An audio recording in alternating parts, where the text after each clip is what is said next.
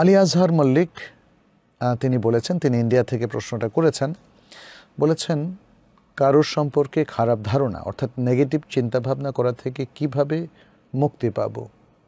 আপনার positive approach, আপনার চিন্তা চেতনাকে সবসময় ইতিবাচক করতে হবে, পজিটিভ করতে হবে। আপনার প্রোঅ্যাক্টিভ অ্যাপ্রোচে থাকতে হবে। এটা একটা তারবিয়া, এটা হঠাৎ করে হবে না। আপনি যদি নেগেটিভ নেচারের মানুষ হয়ে থাকেন তাহলে আপনাকে পজিটিভ নেচারে আসার জন্য চেষ্টা করতে হবে, নিজেকে এডুকেট করতে হবে, কিছু তারবিয়া নিতে হবে, নিজেকে ইসলাহ করতে হবে। কারণ ইতিমধ্যে বেশ কিছু ত্রুটি আপনার মধ্যে ঢুকে গিয়েছে এবং আপনার মাইন্ডটা সবসময় নেতিবাচক ভাবে অভ্যস্ত হয়ে গেছে। তাহলে সেখান থেকে বেরিয়ে আসা আপনার জন্য মানে কোনো তারবিয়া ছাড়া, চেষ্টা ছাড়া, এডুকেশন ছাড়া এবং চর্চা অনুশীলন ছাড়া সম্ভব নয়।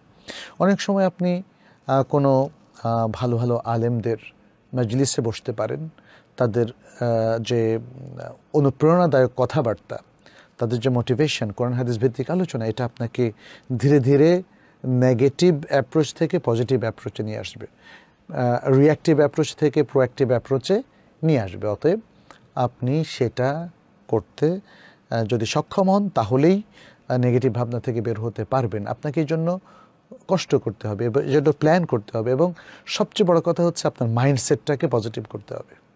কারণ প্রত্যেকটা কাজে আমরা দেখি যে অনেক ভালো ভালো কাজেও মানুষ নেগেটিভ অ্যাপ্রোচ ওটাকে ভণ্ডুল করে দেয়।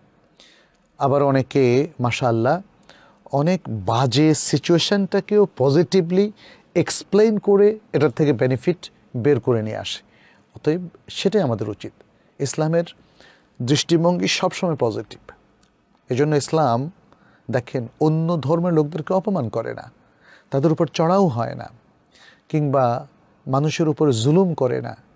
রাসূল সাল্লাল্লাহু আলাইহি সাল্লাম দেখেন কতবার তিনি প্রহৃত হলেন, তিনি তাইফের ময়দানে রক্তাক্ত হলেন, শিআবে আবি তালেবের মধ্যে অন্যায়ভাবে তাকে অন্তরীণ করা হলো কয়েক বছর, এবং মক্কায় তিনি যখন অবস্থান করছিলেন তাকে কতভাবে অপমান করা হলো, তার উপর ওটের বিষটা চাপিয়ে দেওয়া হলো যখন তিনি সালাতে ছিলেন, এবং তাকে হত্যার ষড়যন্ত্র করা হলো, কিন্তু কোনো সময় তিনি রিঅ্যাক্টিভ আচরণ করেননি।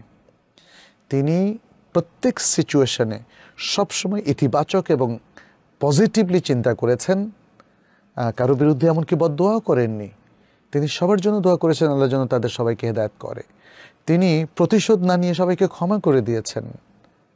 তিনি মানুষের উপর চড়াও না হয়ে তার প্রতি সুন্দর আচরণ পেশ করেছেন, সুন্দর আখলাক প্রদর্শন করেছেন। এটা হলো পজিটিভিটি। অতএব এটাই আমাদের নবী সাল্লাল্লাহু আলাইহি ওয়াসাল্লামের আদর্শ, এটাই ইসলামের কালোজয়ী আদর্শ। অতএব আমাদের উচিত হবে সব সময় নেগেটিভ আচরণ থেকে পজিটিভ আচরণের মধ্যে চলে আসা এবং পজিটিভ আচরণের উপর